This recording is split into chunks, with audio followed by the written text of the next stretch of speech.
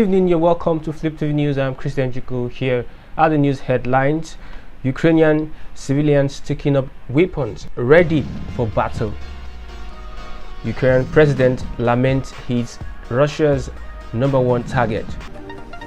And Russians protest invasion of Ukraine. Shure arrested in Abuja, finally released from custody. Chelsea owner Abramovich barred from living in Britain. Here are the news headlines. As Russia's military invades Ukraine and attacks its cities, Ukraine's president has called on its citizens to take up arms and join the fight.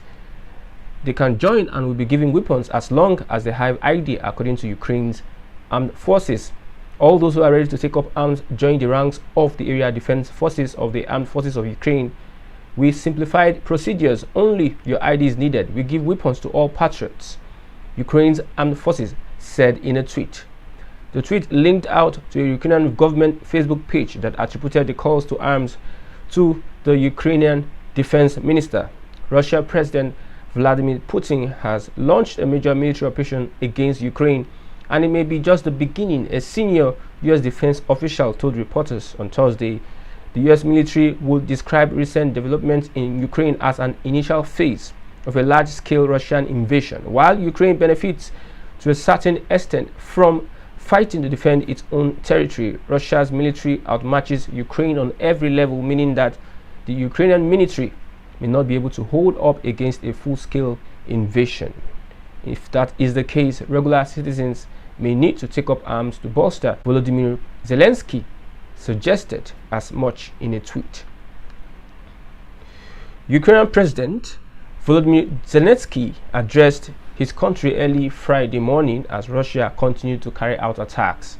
In the video, Zelensky said Russians had entered the capital of Kyiv and added that he is target #1 according to reports.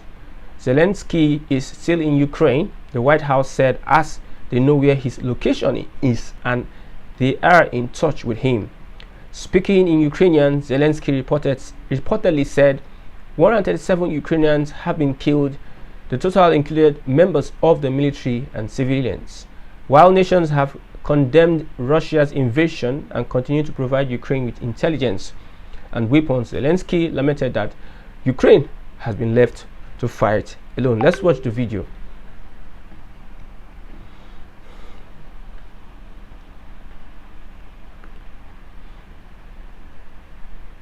Україна в НАТО? Запитав прямо. Всі бояться. Не відповідають. А ми не боїмось. Ми не боїмось нічого. Ми не боїмось, захищаючи нашу державу. Ми не боїмось Росії. Ми не боїмось говорити з Росією. Ми не боїмось говорити про все. Про гарантії безпеки для нашої держави. Не боїмось говорити про нейтральний статус. Ми ж зараз не в НАТО. Але які при цьому у нас будуть гарантії? І найголовніше, які конкретно країни нам їх дадуть. І я залишаюсь в столиці. Моя родина також. As I said, while nations have condemned Russia's invasion and continue to provide Ukraine with intelligence and weapons, Zelensky lamented that Ukraine has been left alone. He reportedly said 137 Ukrainians had been killed. The total included members of the military and civilians. The White House said they know where he is and they are currently in touch with him. Shocked as Russians turned out by the thousands on Thursday to decry the country's invasion of Ukraine as emotional calls for protests grew on social media, some 1,702 people in 53 Russian cities were detained, at least 940 of them in Moscow. Hundreds of posts come pouring in condemning Moscow's most aggressive action since 1979, Soviet invasion of Afghanistan. Vladimir Putin called the attack a special military operation to protect civilians in eastern Ukraine from genocide. A false claim.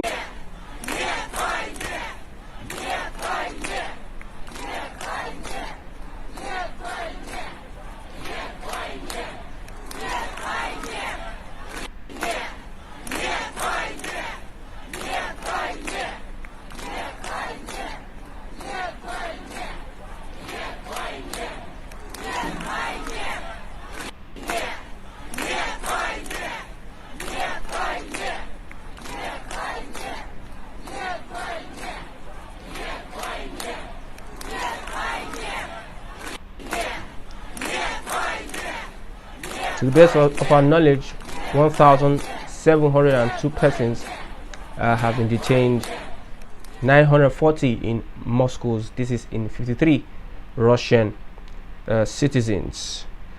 The invasion of Ukraine has been condemned by some Russians. Human rights activists and Amnesty International designated prisoner of conscience Omoyele Sowore has been released from the notorious abattoir from the SARS Abuja facility. Sowore said he was arrested because the Nigerian government is afraid he will soon declare to run for 2023 presidency.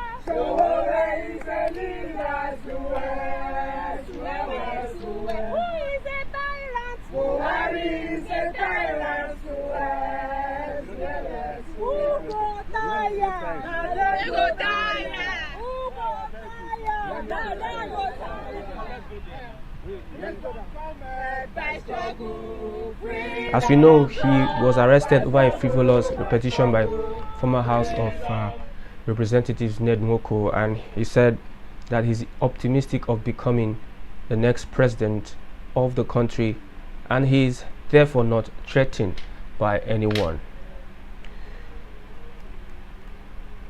The owner of Chelsea Football Club, Roman Abramovich, has been barred from living in the UK, that is the United Kingdom.